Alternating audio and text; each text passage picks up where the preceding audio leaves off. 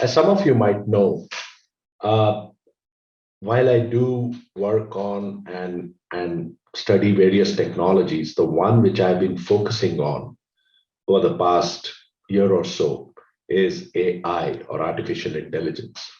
I work as a chief evangelist with a Boston-based AI firm called Findability Sciences, an enterprise AI firm. And I'm in my old age, I'm actually doing my second master's in AI ethics and society from Cambridge University. Very fascinating. And because I'm doing so, I do think and talk and write a lot about artificial intelligence. And today I want to talk about a little unknown, or one of those fascinating aspects of AI, or what I call putting the art back in artificial intelligence. So let me start, as always, with a story. And there seems to be, and this is about artists. And if you kind of look back at artists, there seems to be something about them dying young. Keats, the poet, died at 25. Rupert Brooke, another poet, at 27. A third one, B.B. Shelley, when he was just 29. It's also surreal to see how some brilliant young musicians died at the age of 27. Kurt Cobain of Nirvana, Jim Morrison of The Doors, music diva Amy Winehouse, and the legendary guitarist Jimi Hendrix. They all died at 27. What is also tragically coincidental is how they died. They overdosed on drugs or alcohol, severely depressed and unable to handle their own fame. Though they had only a few years to bloom, all of them became legends in their short lifetimes. Imagine if they had lived even a few years longer, how much more beautiful art and music and poetry they would have given us. Well, now we do not have to only imagine it. A project called Lost Tapes of the 27 Club, focused on mental health in the music industry, recently released a song called Drowned in the Sun. Lovely name, Drowned in the Sun. It was touted as a brand new, never heard before Nirvana song, except that this song was never written by Kurt Cobain or Nirvana, and discovered from some old musty attic years later. No, it was written by an AI, or an artificial intelligence engine. To be more precise, it was written by a neural network trained on the entire body of Nirvana's work. Google created a neural network called Magenta in 2016, which was built using TensorFlow, the vast open source deep learning and AI library that Google maintains. Magenta was specifically designed to explore the role of machine learning as a tool in the creative process. Nirvana's tracks were fed into Magenta as MIDI files, or musical instrument digital interface, MIDI files. This format details the song and represents musical parameters like tempo and pitch, vocal melody, and guitar riffs.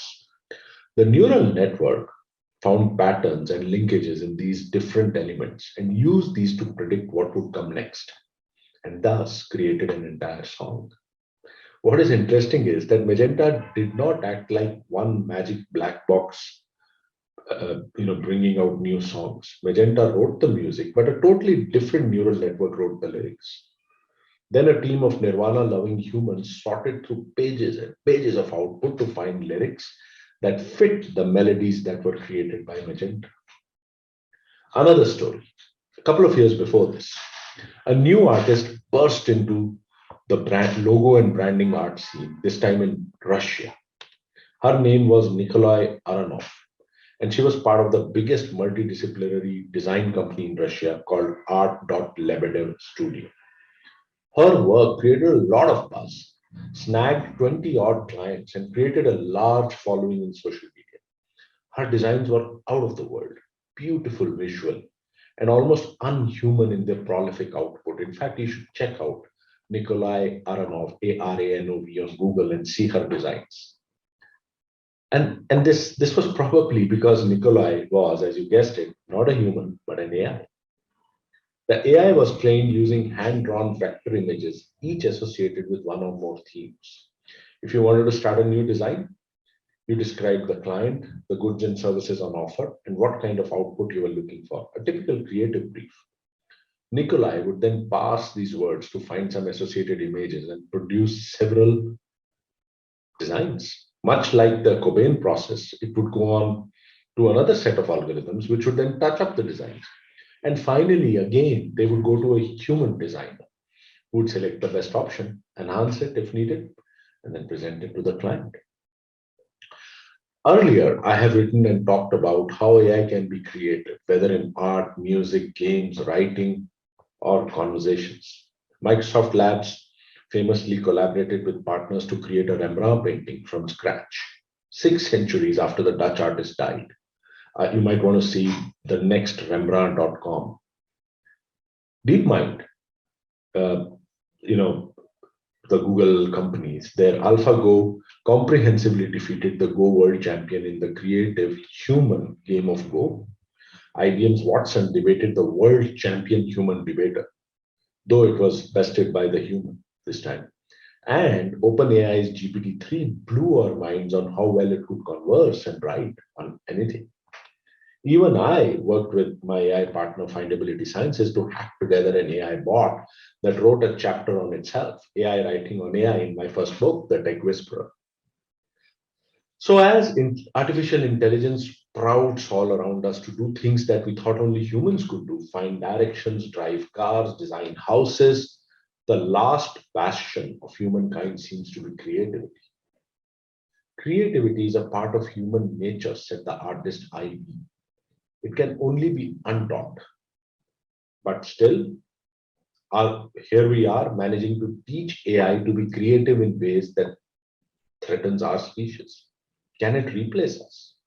The interesting part in this whole Nirvana and Nikolai stories above is not how AI does all the work we do, but actually collaborates with us and enhances it. AI is serendipity, said Kai Fu Lee, the Chinese tech titan.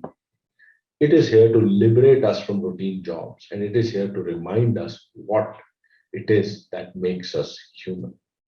So perhaps the acronym of AI is not artificial intelligence or even alternative intelligence, but augmented intelligence to augment the vast resources we humans have and to help us do greater things than we have ever achieved. Another way to think about AI. I hope you enjoyed these stories about putting the art back in artificial intelligence and how us as humans are still very important and necessary to do that. I talk about all technologies, fascinating technologies of today and the future uh, through stories like this. In my YouTube channel, you'll find a new video almost every week. So please do follow me and hope to see you again soon.